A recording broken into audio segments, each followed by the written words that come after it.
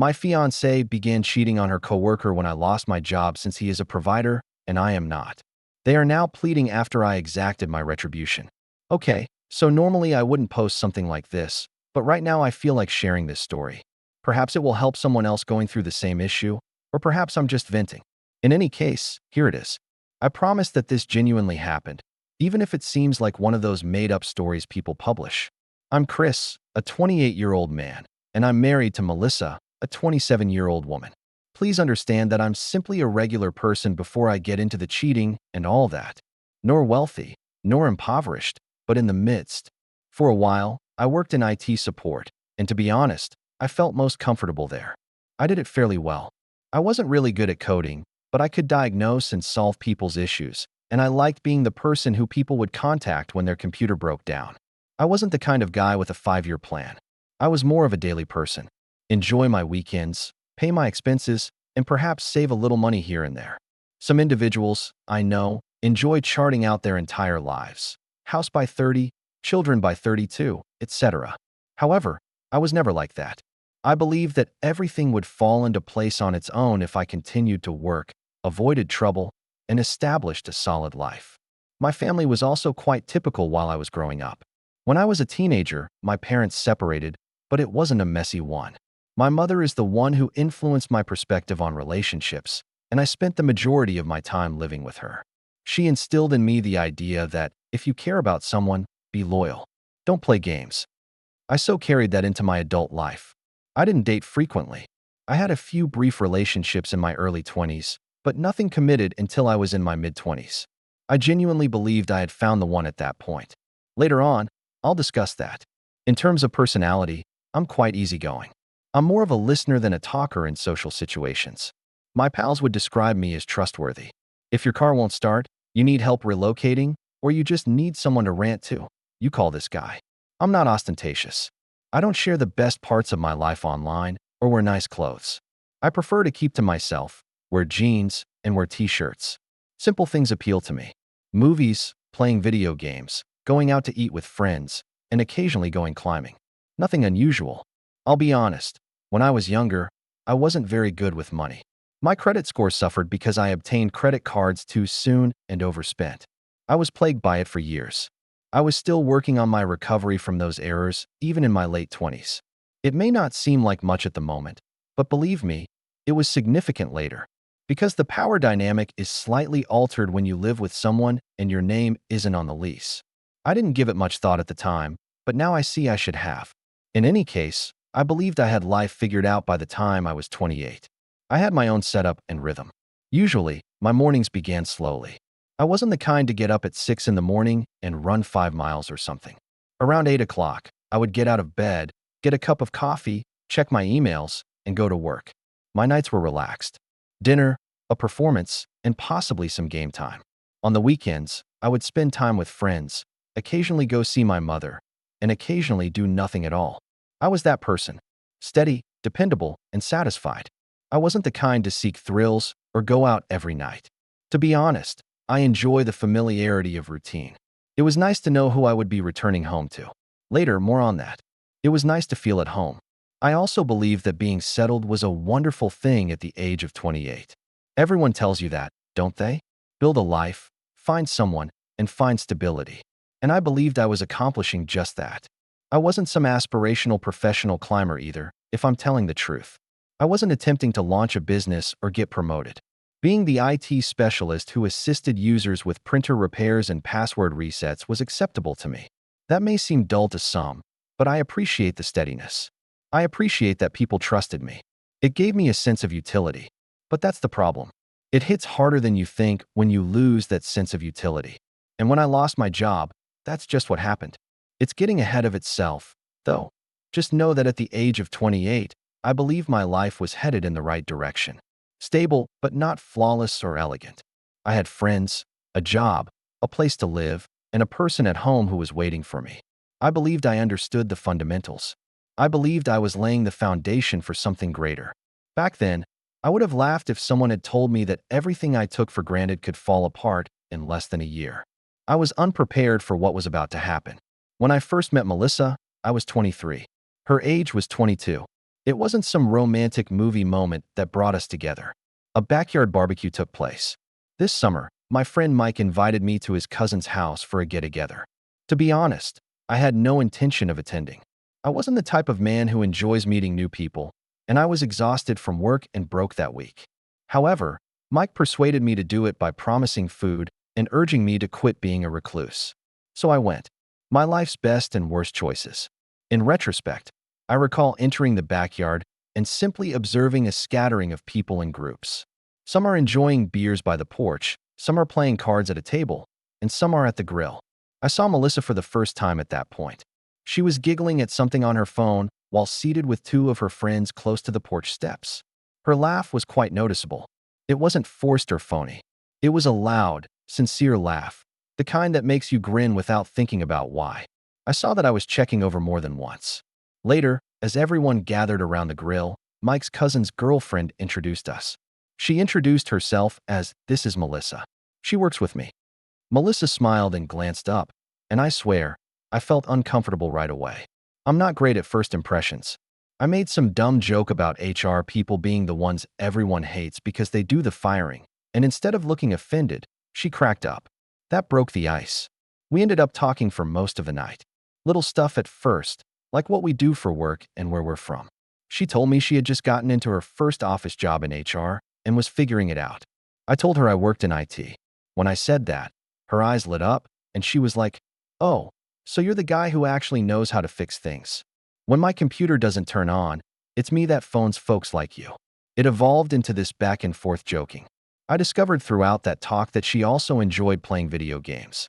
That caught me off guard. At the time, not many of the girls I knew played. She claimed that she spent her childhood playing Nintendo games with her older brother. She later purchased a PlayStation. She said she loved story-driven games and role-playing games. One of the first things we truly had in common was that, and I recall thinking, okay, that's actually really cool. It felt natural as we began discussing our favorite games and exchanging tales of late-night marathons. I wanted her number by the end of the barbecue, but I wasn't sure how to approach without coming across as uncomfortable. Fortunately, she made things simple. I left that barbecue with a stupid smile on my face as she remarked, "You seem cool. We should hang out sometime." And I just grabbed my phone, typed in her number, and handed it back. We had coffee on a Sunday afternoon for our first date, nothing fancy. Because I was so anxious, I talked excessively about pointless topics like video games, sporadic work-related text tales, and even griped about traffic. She emailed me later that night to say she had a great time and to ask when we might get together again, even though I believed I had bored her to death. That was the beginning. The pace quickened. We began meeting up every couple of days. Long walks, movies, and dinner. We would occasionally remain inside, play games, and order pizza. I brought my old console over one evening, and we remained up until around 3 in the morning. Mario Kart is being played. She ruined me completely and kept boasting about it. Melissa was that person. Playful, competitive, and constantly making fun of me. After about a month, we experienced what I believe to be our first genuine moment of bonding. Neither of us wanted the night to end, so we took this late-night drive. I simply drove on until we came to this random park that was deserted. We discussed everything while perched on the hood of my automobile. Our childhood foolish ambitions, our life goals, and our vision of ourselves in 5 years. It seemed significant, but not in a corny manner. I recall thinking, this girl might be it, that evening. Naturally, we weren't flawless. After around 6 months, we got into our first argument. She believed that I was sending too many texts to another female. A coworker actually inquired about a project. She became envious. We didn't communicate for a day after I became defensive. We worked things out after she arrived at my flat with a bag of takeaway and said that she detested arguing with me. In fact, I believe that moment strengthened us. For example, we discovered that we might argue, become angry, and still wish to make amends later. We simply kept creating memories after that. We traveled by car. Nothing ostentatious. I'm bad at following instructions, so once we went to the mountains and got lost, she wouldn't let me get over the fact that I ended up staying at a dubious motel with flickering lights. We visited the seashore once more. We laughed about it after spending the entire day there and getting tan like fools. It was also a major thing to meet families. Although both of her parents were kind, Her father had that quintessential don't hurt my daughter attitude. But according to her mother, who loved me, I was courteous and different from the other men Melissa had dated. That stayed with me. Melissa immediately won my mother over. "Chris, don't mess this up. She's the real deal," she would often say, and I believed her at the time. Moving in together felt like the next logical step by the time we were 2 years old. We discovered an apartment with 2 bedrooms, one of which we converted into an office and game area. Melissa used wall art and tiny plants to adorn it, gave it a cozy feeling. I appreciated that she cared, but I wasn't particular about that stuff. We didn't give it a second thought, and she signed the lease because my credit was terrible. Life found its groove. She went about her HR duties. I did it. Throughout the day, we would text, go home, make supper, play games, or watch TV. Weekends were spent with friends, running errands, or simply lounging around the house. It was cozy and steady. To be honest, I believed we were creating something lasting. Although it wasn't formally announced yet, I assumed marriage will happen eventually. In retrospect, those years seem like a different era since. If you had asked me at the time, I would have answered Melissa was my future wife, my best friend, and my companion. There is no doubt about that. And for that reason, it was far more difficult to accept all that followed. On. So, yes, for a while, everything felt rather stable. We had our daily schedules, our apartment, and our small customs, such as playing games together or binge-watching television on the couch after work. It was nice, but not flawless. To be honest, I believe that we had transitioned from the honeymoon period to a more stable stage. I assumed that was the nature of genuine relationships. Then everything changed around a year and a half after we moved in together. It began when I lost my job. I was an IT support employee. It wasn't glamorous, as I mentioned earlier, but I was skilled at it. People trusted me. The business then began reorganizing one day. An elegant way of saying cutting people. In a meeting, they informed us that they had to fire a few employees. And I was one of them a week later. I was gone in an instant. After leaving with a box of belongings, I spent about 20 minutes sitting in my car and gazing at the driving wheel. I had no idea what to do with myself at all. I told myself it was okay at first. I'd quickly discover something else. There are IT jobs everywhere, right? However, they weren't. Not the kind I was after, anyway. Every application I submitted was either rejected via email or ignored. I would occasionally get an interview, believe things went well, and then never hear anything. Months passed, and I felt more and more worthless every day. I began to sleep in late and occasionally didn't wake up until midday. I no longer gave a damn about my appearance. The days simply blended into one another. Melissa initially made an effort to be helpful, but I could see the patients getting tired. She would cook more dinners, check in on me during the day, and tell me, "It's okay, we'll get through this," or push me to keep applying. Even though she didn't express it aloud, her disappointment was evident when she arrived home from work exhausted and found me still in her pajamas on the couch. Our disagreements also become more heated. They were small, cumulative jabs rather than massive blowouts. She would criticize me for doing the wash or dishes. We would both fall silent as I retorted that I was trying. On other occasions, she would arrive home late, and when I asked why, she would explain that she needed to stay at work to complete a project. I initially thought she was telling the truth, but then it became more frequent. A few nights a week of working late, sometimes not getting home until 10 or 11, became the norm. I wanted to believe her, but my inner critic wouldn't stop talking. Here, I'll be honest. I began to get paranoid. When she wasn't home, I would lie awake beside her at night and stare at the ceiling, wondering what she was doing. She would bid me good night with a kiss, but it felt strange, like her thoughts were elsewhere. I made an effort to ignore it, telling myself that my job situation was the only reason I was feeling uneasy, but it was clear that we were at odds. One night in particular stands out. She texted me to let me know that she was working late once more. It was nearly midnight when she finally returned home. She appeared exhausted, but not exhausted from work, if you get what I mean. It seemed more as though she had been somewhere else. She didn't say much to me after taking a shower and going to bed. After she fell asleep, I sat on the couch and stared at the blank TV screen, thinking that she no longer wanted to be here. I was spiraling in the meantime. Dead weight was how I felt. I despised myself because Melissa was keeping us afloat and paying all the bills. In an attempt to balance things out, I tried doing more housework, but it never seemed like enough. Every email I received of rejection made me feel worse. I stopped hanging out with friends because I didn't want to answer the question, "So how's the job hunt?" I didn't want my mother to worry, so I stopped discussing it with her. Melissa and I felt increasingly isolated from one another, and my entire world shrank to that flat. The worst part was that I kept telling myself it was only temporary and that things would return to normal if I could only find other work. I was unaware that things had changed too much already. Melissa, on the other hand, was gradually evolving. She was not as loving. My jokes didn't make her laugh as much. She avoided eye contact more, worked late, and spent more time on her phone. I was afraid. So even though I saw it all, I kept quiet. I believed I would push her away entirely if I pushed too hard. I chose to remain silent and allow the doubt to consume me instead. In retrospect, I realized that keeping quiet was the worst thing I ever did since Melissa was leading a double life while I was preoccupied with acting like nothing was wrong. However, I had no proof at that time. I just had that instinct. And you want to think the best of someone you love.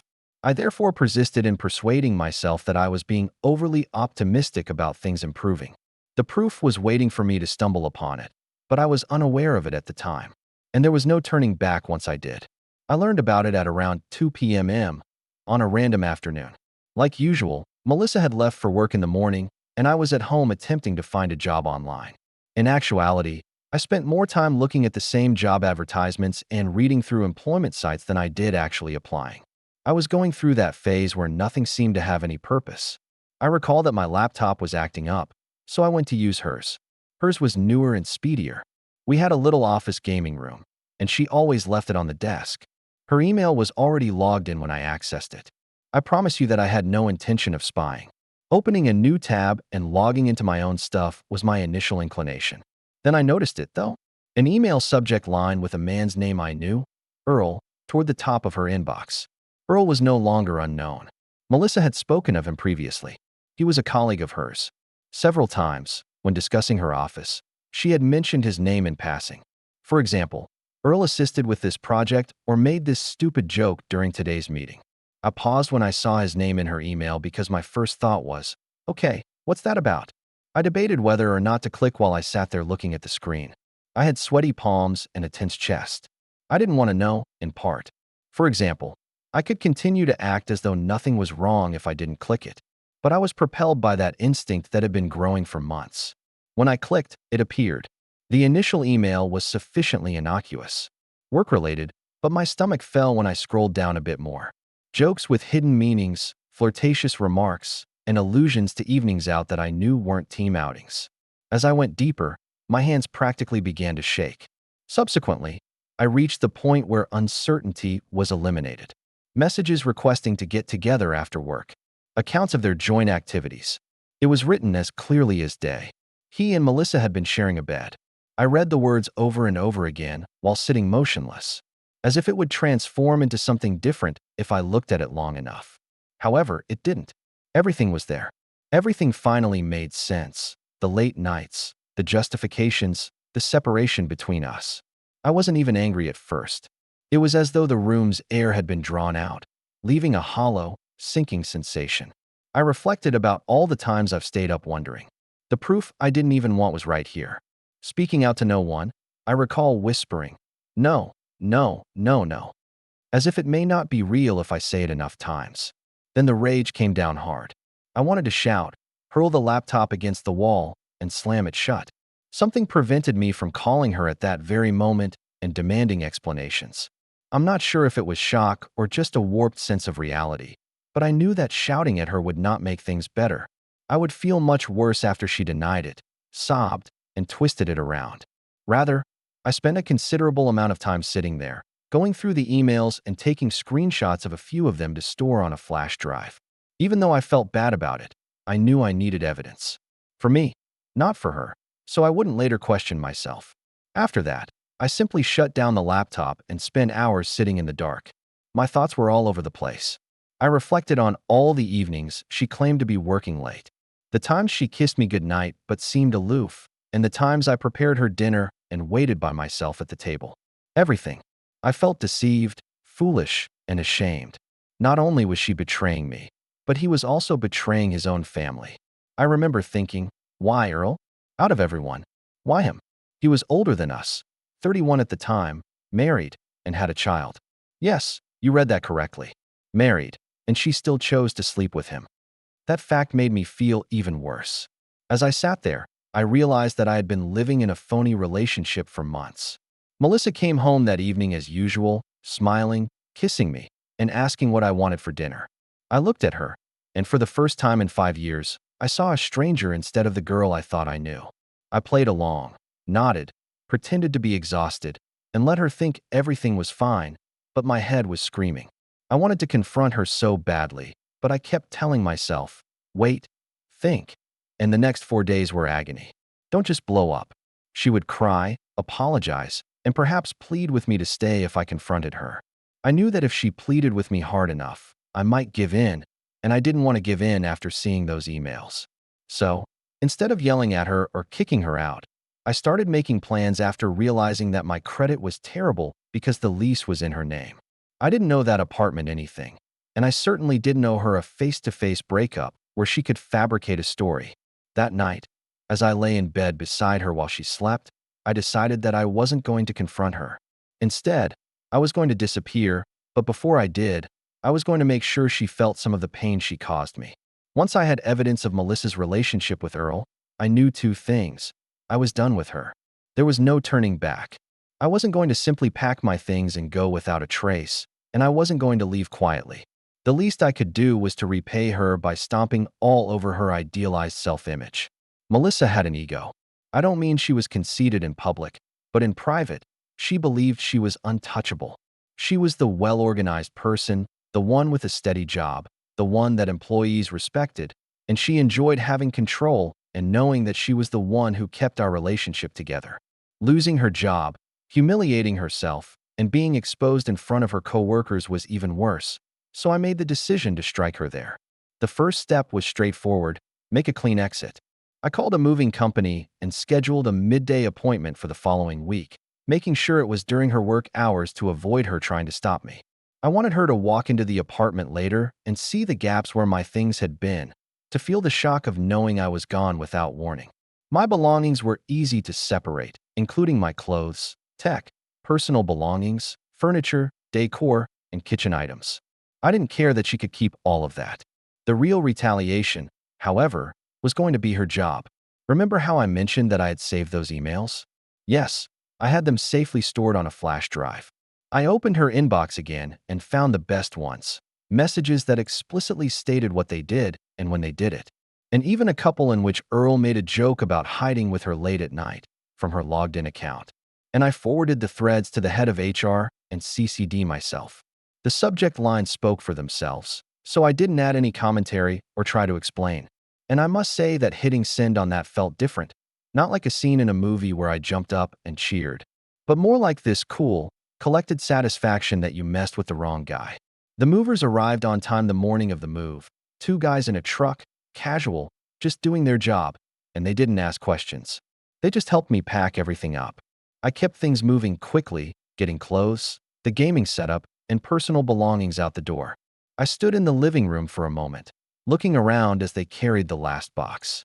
I had spent 5 years of my life with her, 2 years there, and it was coming to an end like this. I was a little sad, but I was also relieved. I didn't leave a note in the apartment when I left, just a single text. Later that day, I wanted Melissa to come home and realize she had been abandoned. No confrontation, no closure, nothing, just emptiness.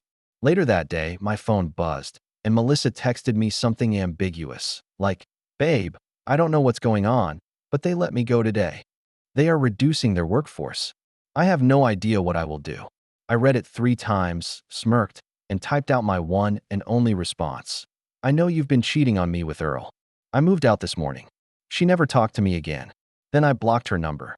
I didn't give her the satisfaction of an argument. No back and forth, no begging, no fake apologies, just cold, hard truth, and then a wall of silence. And I'm not going to lie, I enjoyed knowing all of this, not in an "I'm a saint" way, but in a "she deserves it" way. She claimed it was cutbacks, but a mutual coworker later informed me that HR had fired both for policy violations. She destroyed my trust, my loyalty, and my future with her. She didn't just cheat. She made me feel worthless at the lowest point of my life. So, yeah, I hit her where it hurt. Her pride, her ego, her image, and I don't regret it for a second. When I look back on it now, I don't remember the sadness as much. People ask me sometimes if I regret being that cruel, if maybe I went too far by nuking her job instead of just walking away. After I moved out and sent that one text, I thought maybe that would be the end of it, like she'd be angry, maybe send a few messages, then just move on. But nope, that was just the beginning. And that's where it got cruel, because the fallout hit her in waves. Wave 1 was losing her job, and those forwarded emails were the first. I remember that peaceful moment as I walked out of the apartment, knowing she'd come home and finally feel what I'd been feeling for months, helpless. And that was exactly what I wanted. HR doesn't play around when you're screwing your coworker, especially when both of you are stupid enough to leave evidence in writing. Earl was also fired. Picture that conversation at his house, married, with a child, and suddenly out of a job because he couldn't keep it in his pants at work. Wave 2. She returned home to an empty apartment, and I wasn't there. When she arrived at my mom's house 2 days later, she asked where I was. My mom, bless her, played stupid and said, "I don't know where Chris is." My belongings weren't there, and she couldn't phone me because I had blocked her. "He hasn't contacted me. I'll do anything," Melissa reportedly said in a frantic attempt to get his attention. "I'll make this right. Let me clarify." At one point, she was pleading on the porch while on her knees. That's how far she had crashed. My mom called me after, laughing but also a little irritated, saying Melissa was on the porch crying, begging, and literally asking where I was. My mom said she looked completely different from the calm, self-assured Melissa she had known for years, looking like someone who realized everything was slipping away and couldn't grab onto anything to stop it. My mom just played dumb. Apparently in full-blown tantrum mode, Melissa asked if I could just listen to her, stating, "I made a mistake," and claimed she had no idea. "This is something we can resolve." No, that door was closed. Wave 3. Her life began to fall apart. She couldn't afford the apartment on her own without her job, and the rent was too high. She tried finding another job, but word got out in HR, and from what I've heard, she was unable to find anything good, and her bills were piling up. She eventually had to move back in with her parents after falling behind on her rent. She was 27 years old, thought she had everything figured out, and then all of a sudden she was broke, unemployed, and living at home again. She even sent me lengthy emails explaining how she made a mistake, how she was lonely because I wasn't myself after losing my job, how it just happened with Earl, and all the other typical excuses. She couldn't argue with me, beg, or spin it. She was just talking into a void. For someone like Melissa, who always took pride in being independent and in control, that had to crush her ego, and that's exactly what I wanted. And Earl, oh man, his life blew up, too, remembering that he was 31 years old, married, and had a child. HR didn't just fire Melissa. They fired him, too. Therefore, I didn't answer a single one. I don't know if it was because he admitted it or because of the emails, but his wife found out and didn't take it lightly. I heard from mutual friends that his wife had evicted him, so he lost his job, his family, and his side gig all at once. To be honest, I couldn't have planned it any better. Melissa lost her job, her apartment, her relationship, and her sense of control. Earl lost his job, his marriage, and most likely custody of his child at least part-time. The best part was that I didn't have to yell, fight, or plead for answers. I just vanished and let the truth unfold everything for them. No dramatic confrontation. No big screaming match, just silence. And in that silence, their whole little secret world collapsed. The last time I heard about Melissa was from a mutual friend a while later. Two people who believed they could play games behind everyone's backs got destroyed in the same week. She didn't date much after that, at least not seriously, and they told me she was still struggling, juggling part-time jobs, having depression, and basically never really getting back on her feet. And yes, I know it sounds cruel, but I smiled when I heard that because I wanted her to feel the same sense of helplessness that I had when I discovered those emails. In the end, she did it to herself, and I only shined a light on it. So, yeah, that's pretty much how it all happened. Melissa lost her job. Earl lost his job. Their little work fling blew up in their faces.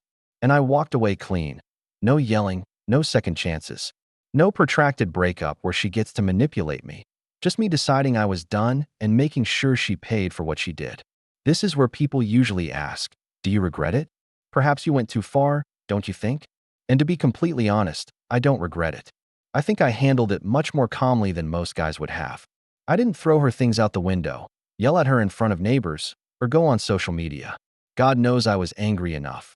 But instead I hit her where it hurt the most. Her image, her pride, and her stability. Melissa always carried herself as though she was the responsible one. The one with everything under control, the one with the good job, the steady paycheck, and the adult life, while I was the guy with bad credit. The one who had to rely on her during difficult times. Even though she didn't say it aloud, that imbalance was always there.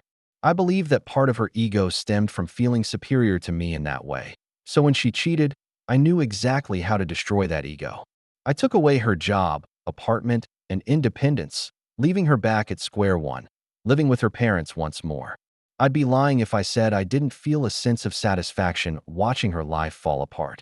I know some readers will be critical of me for this, but when you've been cheated on, especially after 5 years together, you want some sort of justice. You want to feel like it wasn't all for nothing.